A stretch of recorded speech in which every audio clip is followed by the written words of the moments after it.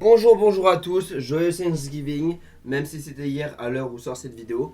Enfin bref, et tout le monde c'est Barton et aujourd'hui on se retrouve pour une nouvelle vidéo. Alors rappelez-vous, l'année dernière j'avais fait une vidéo réaction sur les fails de la parade de Thanksgiving. Et aujourd'hui je vais vous raconter l'histoire de la Macy's Thanksgiving Day Parade. Mais qu'est-ce que Macy's? Macy's est une chaîne américaine de grands magasins fondée en 1858 par Roland Hussein Macy.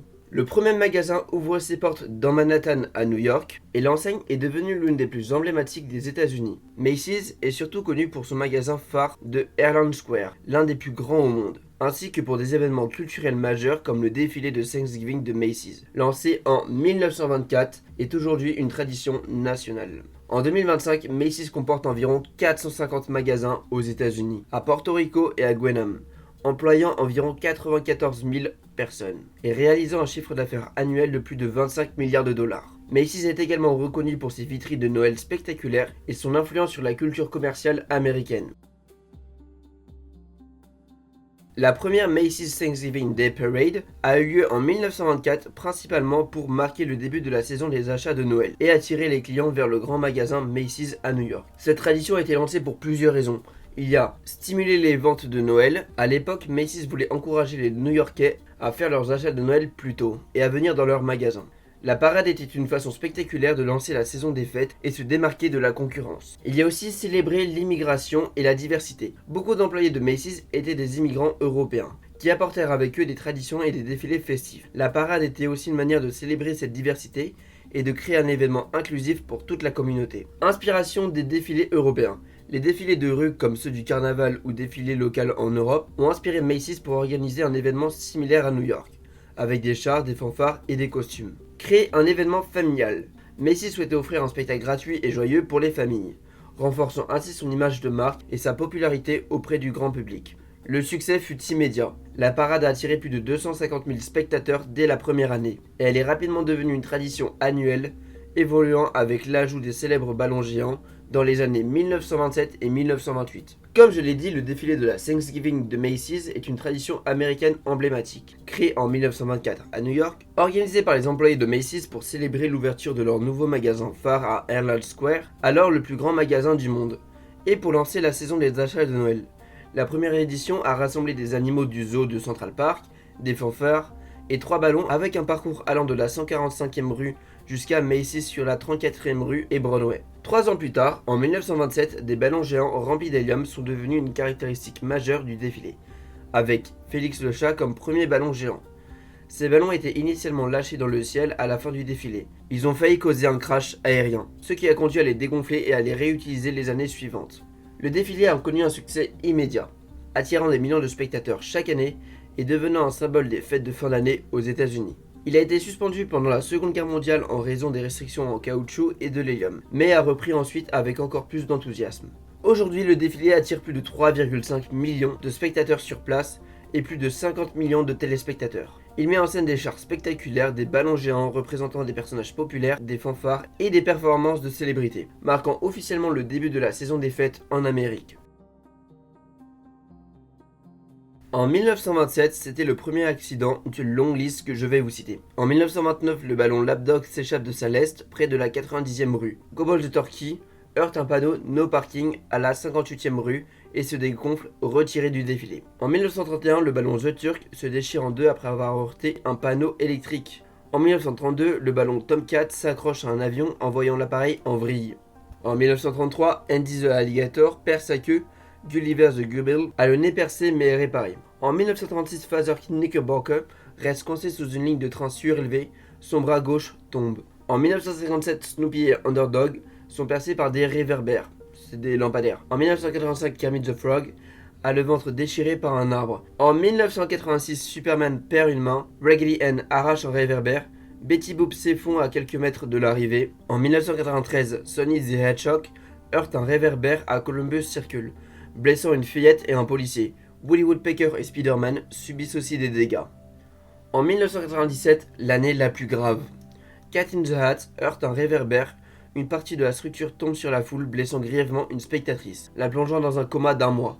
Barney est détruit par le vent et Pink Panther est gravement endommagé. Donc voilà la liste des accidents qu'il y a eu au cours des années. Donc on voit que les accidents les plus fréquents sont dus aux réverbères, donc comme je vous ai dit aux lampadaires, aux arbres et aux conditions météo, comme la pluie, le vent. Après 1997, Macy's a réduit la taille des ballons, adapté les parcours et renforcé les équipes de sécurité pour limiter les risques. Il n'y a jamais eu de mort directement causée par un accident lors du défilé de Macy's. Cependant, l'incident le plus grave a eu lieu en 1997, comme je vous l'ai dit, lorsqu'un ballon du Cat in the Hat a heurté un réverbère, projetant des morceaux de la structure sur la foule. 4 personnes ont été blessées, dont une femme, Kathleen Corona, qui a été plongée dans un coma d'1 mois et a subi des lésions cérébrales permanentes. Elle a porté plainte contre Macy's, la ville de New York et le fabricant du réverbère. Elle a obtenu un dédommagement financier important, mais hormis ça, rien de grave. Donc comme je vous l'ai dit, aucun défilé n'a entraîné la mort, mais plusieurs ont causé des blessures parfois graves comme des fractures, des traumatismes crâniens, et comme je vous l'ai dit depuis 1997, les mesures de sécurité ont été considérablement renforcées pour éviter de tels incidents. Alors, la durée du défilé de Macy's Thanksgiving a évolué depuis 1924. En 1924, le premier défilé a commencé à 9h et duré environ 2 à 3 heures, avec un parcours de 6 miles, donc environ 10 km, à travers New York. Les années suivantes, le parcours a été progressivement raccourci à 2,5 miles, environ 4 km. Mais la durée est restée globalement stable, environ 2 à 3 heures. Depuis les années 1950, le défilé est diffusé à la télévision nationale sur la NBC, et sa durée s'est standardisée à 3 heures, de 8h30 à midi, heure de New York. Une tradition qui se maintient jusqu'à aujourd'hui. Avec tout ce qu'offre la parade, ça doit bien coûter un bon billet tout ça. Eh bien, au niveau du coût global estimé, l'organisation du défilé coûte plusieurs dizaines de millions de dollars par an. Par exemple, NBC verse à Macy's 20 millions de dollars par an juste pour les droits de diffusion et les recettes publicitaires dépassant souvent les 50 millions de dollars grâce aux spots télévisés vendus très cher, jusqu'à 900 000 dollars pour 30 secondes en 2023. Maintenant au niveau du financement.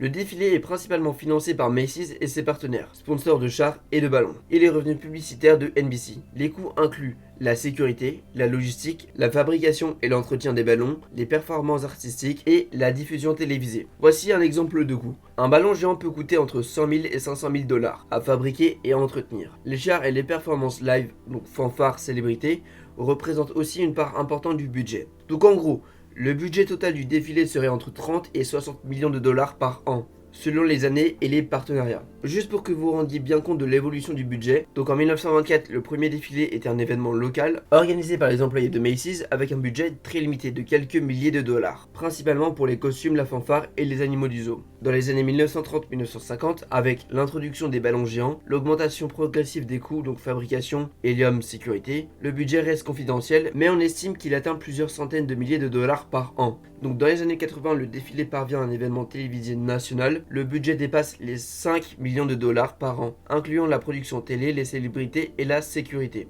Dans les années 90, avec l'ajout des chars plus sophistiqués et des partenariats avec de plus grandes marques, le budget atteint 10 à 15 millions de dollars par an. Entre 2010 et 2020, le coût continue d'augmenter, avec des recettes publicitaires records, jusqu'à 50 millions de dollars pour la NBC en 2019, grâce aux spots télévisés vendus très cher. Et maintenant, entre 2020 et 2025, le budget annuel est estimé entre 30 et 60 millions de dollars, incluant la sécurité renforcée, les nouvelles technologies, donc les drones et effets spéciaux, et les partenariats avec des marques internationales. Donc voici plus de détails sur les dépenses. Donc comme j'ai dit, les ballons de 100 000 jusqu'à 500 000 par ballon. Il y a les chars et les décors qui valent plusieurs millions de dollars. Il y a la sécurité et la logistique qui est aussi un budget fort en hausse depuis les années 2000. Et la diffusion télé et le marketing avec un coût majeur, avec des revenus publicitaires compensant une grande partie des dépenses. Et aussi les sources de financement, du coup Macy's avec le budget interne, les sponsors et partenariats, donc avec les marques associées aux chars et aux ballons, et les recettes publicitaires. Alors avec toutes ces dépenses, il faut bien que l'événement soit rentable et ça va être le cas parce que s'ils le font depuis 100 ans, c'est que c'est quand même rentable. Alors avec toutes ces dépenses et le coût de l'événement, Macy's est bien rentable, car le défilé de Thanksgiving génère des bénéfices importants, à la fois directs et indirects, pour Macy's et pour ses partenaires, comme recette directe. Alors au niveau des droits de diffusion, donc la NBC paye environ 20 millions de dollars par an à Macy's pour les droits de diffusion exclusifs, un contrat renouvelé jusqu'en 2035. Ensuite au niveau des publicités télévisées, la diffusion sur NBC génère des recettes publicitaires colossales. En 2019, le réseau a enregistré 49,2 millions de dollars rien qu'avec les spots pendant le défilé. Comme je l'ai dit, les tarifs atteignent jusqu'à 900 000 dollars pour 30 secondes de publicité, comparable avec le Super Bowl et la NFL. Il y a aussi les sponsors et les partenaires. Les marques comme Disney, Nintendo et McDonald's paient pour associer leurs personnages ou produits aux ballons et aux chars, ou pour des activations spéciales. Maintenant au niveau des bénéfices indirects, donc il y a un impact sur les ventes, le défilé marque le coup d'envoi officiel de la saison des achats de Noël. Macy's enregistre traditionnellement une hausse des ventes dans ses magasins et en ligne après l'événement, surtout le Black Friday. Maintenant au niveau du tourisme et de l'économie locale. Le défilé attire 3,5 millions de spectateurs à New York, boostant l'hôtellerie, la restauration et le commerce local. Les paquets VIP pour voir le défilé brunch, place réservée, se vendent jusqu'à 4000 $ par personne. L'image de marque. Le défilé renforce la notoriété de Macy's et sa position de leader de vente au détail aux États-Unis, avec une exposition médiatique mondiale, 500 millions de téléspectateurs et aussi les réseaux sociaux. Maintenant, au niveau du coût et de la rentabilité. Au niveau du budget annuel, entre 30 et 60 millions de dollars, avec la fabrication des ballons, sécurité, logistique et diffusion. Le retour sur investissement, avec les recettes publicitaires et le boost commercial, couvrant largement les coûts. Par exemple, en 2021, malgré les difficultés réduites avec le Covid, la NBC a enregistré 27,7 millions de téléspectateurs, un record en 5 ans. Et tout ça, c'est un effet levier. Le défilé est avant tout un outil marketing. Bien plus qu'un simple événement, il génère des ventes sur plusieurs semaines et fidélise la clientèle. Maintenant, je vais vous donner un exemple pour que ça soit plus clair. En 2024, le défilé a attiré 27,7 millions de téléspectateurs sur NBC et Peacock. Avec des recettes publicitaires en hausse grâce aux partenaires avec des marques comme Disney et Nintendo, les retombées économiques sont estimées à plusieurs centaines de millions de dollars. Bref, le défilé est très rentable, que ce soit pour Macy's, la NBC et la ville de New York. Les ballons du défilé de Macy's Thanksgiving sont choisis selon un processus rigoureux, mêlant popularité culturelle, innovation technique et partenariats commerciaux. Au niveau de la sélection des personnages et du thème, donc ça se base sur la popularité et l'actualité, les ballons représentent souvent des personnages de films, de séries, de bandes dessinées, de jeux vidéo ou d'icônes publicitaires.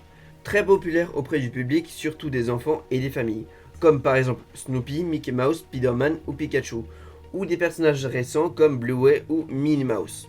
Maintenant au niveau de la diversité et de l'inclusivité, Macy's cherche à refléter la culture populaire actuelle, en incluant des personnages variés, comme des héros, des animaux ou des créations artistiques. Le choix est aussi fait avec les partenariats. Les marques ou studios comme Disney, Nintendo ou Universal proposent souvent leurs personnages pour promouvoir un film, une série ou un produit. Ces partenariats peuvent financer une partie du coût des ballons. Maintenant au niveau de la conception et de l'approbation technique, le design artistique. Une équipe de designers travaille avec les ayants droit, comme par exemple Disney pour Mickey, pour créer un modèle fidèle au personnage, tout en l'adaptant aux contraintes techniques comme la taille, la forme et l'aérodynamisme. Les tests aérodynamiques. Les ballons doivent résister au vent et aux conditions de météo de New York. Des modèles 3D et des tests en soufflerie sont réalisés pour valider leur stabilité. Au niveau de la fabrication, depuis 2019, les ballons sont fabriqués en interne par le Macy's Parade Studio, en collaboration avec des experts en aérostier. Auparavant, des entreprises spécialisées comme Raven Aerostar s'en chargeaient. La validation finale et les nouveautés. Le comité de sélection. Macy's organise un comité qui évalue les propositions au niveau de la pertinence, de la faisabilité, du coût et de l'impact médiatique. La rotation des ballons. Chaque année, 4 à 6 ballons sont introduits tandis que d'autres sont retirés ou mis à jour. Certains comme Snoopy reviennent sous différentes formes depuis des décennies. La logistique et la sécurité. Les ballons sont gonflés la veille du défilé près du musée d'histoire naturelle sous haute surveillance. Il y a aussi des règles strictes. Depuis l'accident de 1997, les ballons sont testés pour résister à des vents jusqu'à 35 km/h. En cas de vent fort, ils sont remplis de moins d'hélium ou remplacés par des versions plus petites. Comme choix des ballons, je vais vous donner des exemples récents. Donc les nouveautés qu'il y a eu en 2024, c'était par exemple Minnie Mouse, Gabby's Dollhouse, Goku de Dragon Ball et Spider-Man. Il y a eu des retours avec Snoopy qui a eu un record de participation, Pikachu, Bluey. Donc pourquoi tous ces choix? C'est ce que je viens de vous dire. Donc avec le côté marketing pour attirer l'attention des médias et du public. Il y a la tradition de garder des icônes comme Snoopy ou Mickey Mouse pour le côté nostalgique. Il y a aussi l'innovation avec surprendre avec de nouveaux designs spectaculaires ou des technologies nouvelles avec des LED ou des effets spéciaux. Le choix des ballons a été un mélange de stratégie marketing, de créativité artistique et de contraintes techniques, avec une attention particulière à la sécurité et à l'impact émotionnel sur le public. Maintenant, je vais vous donner un exemple de pourquoi changer les ballons ont un impact, et on va prendre le cas de Bart Simpson. Bart Simpson a fait son apparition au défilé de Macy's Thanksgiving en 1990, le phénomène culturel instantané des Simpsons. Or pour vous donner le contexte sur l'explosion des Simpsons, il y a eu le succès fulgurant de la série Les Simpsons qui a été diffusée pour la première fois en décembre 1989 sur la Fox. En moins d'un an, elle est devenue un phénomène culturel, surtout auprès des jeunes et des adultes, avec des audiences records sur une influence majeure sur la pop culture américaine. Et dans les premières saisons, Bart était le personnage principal, donc Bart était une star incontestée. Le personnage de Bart avec son attitude rebelle et ses répliques cultes, comme en anglais Eat My Short, est rapidement devenu l'icône de la série, avec un symbole de la contre-culture des années 1990. Son inclusion dans le défilé reflétait cette popularité explosive. Donc la stratégie marketing de Macy's, c'était de capter l'audience jeune. Macy's cherchait à attirer un public plus jeune et branché. Inclure Bart Simpson, personnage adoré des ados et des jeunes adultes, était un coup de génie pour moderniser l'image du défilé, souvent associé avec des personnages plus classiques comme Mickey Mouse et Snoopy. Synchronisé avec l'épisode des Simpsons. Le 22 novembre 1990, le jour de Thanksgiving, la Fox a diffusé l'épisode Bart vs Thanksgiving, où Bart détruit accidentellement le centre de table de Lisa. Dans l'épisode, la famille regardait le défilé de Macy's à la télé et un ballon de Bart apparaît à l'écran. Une référence méta et un clin d'œil aux téléspectateurs. C'était la première fois qu'un personnage de dessin animé aussi récent était présent dans le défilé. Alors sur le ballon, il y a quelques petites anecdotes. Alors au niveau des problèmes de fabrication, le ballon de Bart était fabriqué par une entreprise peu expérimentée dans les ballons géants. Résultat, des coutures mal cousues qui ont causé des fuites d'hélium dès sa première apparition. Il a dû être réparé en urgence avant le défilé. Le thème du ballon. Bart était représenté sur son skateboard, un détail fidèle à son personnage très apprécié des fans. Un retrait progressif. Après 1995, le ballon de Bart a été retiré en raison de nouvelles règles de sécurité, que ce soit la taille réduite des ballons et de l'usure. Il est devenu un objet nostalgique pour les fans des années 1990. L'impact culturel. Bart Simpson était l'un des premiers personnages de la série télévisée récente, et non d'un dessin animé classique, à avoir eu un ballon dans un défilé, ouvrant la voie à d'autres icônes de la pop culture comme Spider-Man ou les Raz Moquettes. Réflexion de l'époque. Son inclusion montrait comment Macy's s'adaptait aux tendances, en intégrant des personnages contemporains et parfois controversés. Bart était vu comme un mauvais garçon par certains parents. Donc vous avez compris, Bart Simpson a été choisi en 1990, car il incarnait l'esprit rebelle et drôle des années 90. Et son ballon était aussi une façon de Macy's de surfer sur la vague du phénomène culturel sans précédent. C'était aussi un coup de pub génial pour la Fox et les Simpsons, qui ont vu leur audience exploser grâce à cette visibilité. Voici les différences de l'événement. En 1924, ça a été créé par les employés de Macy's pour célébrer l'ouverture du magasin phare à Herald Square et lancer la saison des achats de Noël. Aujourd'hui, l'événement marketing mondial, symbole de fête américaine, est diffusé à l'international. Le parcours en 1924, c'était de 6 miles, donc environ 10 km, à travers Manhattan, de la 145e rue jusqu'à Herald Square. Et aujourd'hui, le parcours fait 2,5 miles, donc 4 km, de la 77e rue de Central Park West, Herald Square. Au niveau de la durée, donc en 1924, la durée était de 2,3 heures, départ à 9 heures, et aujourd'hui, c'est 3 heures fixées de 8h30 jusqu'à midi. Au niveau du public, donc en 1924, il y avait quelques milliers de New-Yorkais, et aujourd'hui, il y a 3,5 millions de spectateurs sur place et 50 millions de téléspectateurs. En 1924, il n'y avait pas de ballon parce que ça a été introduit en 1927, mais il y avait des animaux vivants du zoo de Central Park. Aujourd'hui, il y a 15 ballons géants qui peuvent faire 5 étages de haut, avec des personnages de la pop culture de Disney, de Nintendo, etc. Au niveau des chars et des décors, donc en 1924, il y avait des chars simples, fanfares locales et costumes artisanaux. Et aujourd'hui, il y a des chars high-tech, des effets spéciaux et des performances live de célébrités. Au niveau de la sécurité, en 1924, il y avait peu de mesures et un parcours libre, alors qu'aujourd'hui, il y a des règles strictes, vent maximum jusqu'à 35 km/h, des tests aérodynamiques et des équipes de sécurité dédiées. Au niveau de la diffusion, en 1924, il n'y avait aucun direct, c'était la couverture locale par la presse écrite. Alors que maintenant, aujourd'hui, la diffusion live sur la NBC, streaming mondial, réseaux sociaux et partenariats médias. Au niveau du budget, donc en 1924, c'était que quelques milliers de dollars financés par Macy's, et maintenant aujourd'hui, c'est 30 à 60 millions de dollars par les sponsors et les revenus publicitaires. Au niveau des innovations, donc en 1924, c'était des défilés à pied avec des animaux réels. Aujourd'hui, c'est des ballons connectés, des drones, des effets lumineux, des LED et des interactions digitales. Donc en 1924, l'impact culturel, c'était un événement local avec une tradition naissante, alors qu'aujourd'hui, c'est une icône mondiale, marqueur du début des fêtes, influence sur la pop culture. Ce qui est intéressant, c'est de voir l'évolution de la parade. En 1924, le défilé mettait en scène des employés déguisés et des animaux de ferme. En 2024, on voit des ballons de Blu-ray et de Goku, des chars inspirés de blockbusters, et le tout retransmis en direct, commenté sur les réseaux sociaux. Ensuite, au niveau de la parade de 2025. Bon, à l'heure où sort cette vidéo, la parade c'était hier, le jeudi 27 novembre 2025 à 8h30 heure de New York. Cette année, il y avait Snoopy, Bluey, Buzz Éclair, Drippy Tiger, le journal d'un dégonflé, Minnie Mouse, Dora, Gabi, Goku, l'ours d'Haribo, Mario, Marcus la Patte Patrouille, Luffy, Nora, Pac-Man, Pikachu, Trek, Smokey Bear, Spider-Man, Bob l'éponge, Stuart le Mignon, il y avait Doughboy, Ce qui est fou de voir, c'est qu'il y a certains ballons qui sont de retour, comme Snoopy qui est présent pratiquement chaque année depuis 1968. Donc comme je l'ai dit, les ballons sont gonflés la veille du défilé, donc le 26 novembre 2025, près du musée d'histoire naturelle, entre la 77e et la 81e rue. Maintenant, au niveau des autres détails, voici quelques informations et anecdotes que je trouvais intéressant de mettre. Donc au niveau des origines, donc, comme je vous l'ai dit, le défilé a été créé en 1924 par des employés immigrants de Macy's qui voulaient célébrer Thanksgiving à l'américaine tout en y ajoutant leur tradition. Voilà, avec les fanfares et les déguisements. Mais cet événement, ça a mis fin au Ragamuffin Day. Avant 1924, les enfants de New York se déguisaient en mendiants, qu'on appelait les ragamuffins, pour demander des bonbons le jour de Thanksgiving.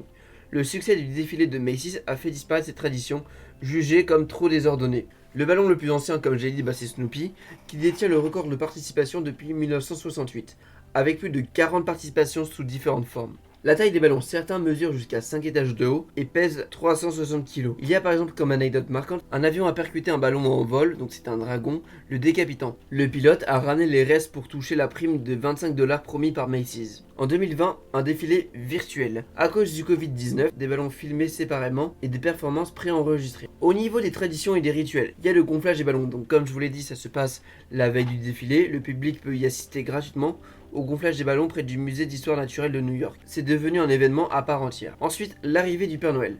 Depuis 1924, le défilé se termine toujours par l'arrivée de Santa Claus, marquant officiellement le début des saisons de Noël. Au niveau de l'inclusivité, le défilé met en avant des fanfares d'écoles publiques. Maintenant, je vais revenir sur quelques chiffres que je trouve impressionnants parce que je pense qu'on s'en rend pas compte. 3,5 millions de spectateurs sur place qui regardent donc dans les rues, 3,5 millions de personnes. 50 millions de téléspectateurs aux États-Unis. 8000 participants, des artistes, des bénévoles et des membres de la fanfare. 17 ballons géants, 28 chars et 1500 danseurs. Donc les ballons sont recyclés après le défilé, l'hélium est récupéré et les ballons sont réutilisés ou transformés en objets décoratifs. J'avais dit qu'il y avait des célébrités qui venaient pour le défilé, voici une liste des célébrités qui ont participé. Car de tous ces cités, la liste aurait été trop longue et ça aurait pris beaucoup trop de temps.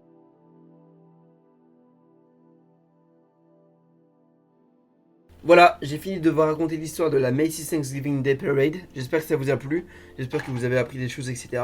Je trouve ça fou l'évolution qu'il y a eu entre 1924 et 2024. Joyeux Thanksgiving à tous, même si c'était hier. On se dit à plus pour une prochaine vidéo, c'était Bartoons, bye.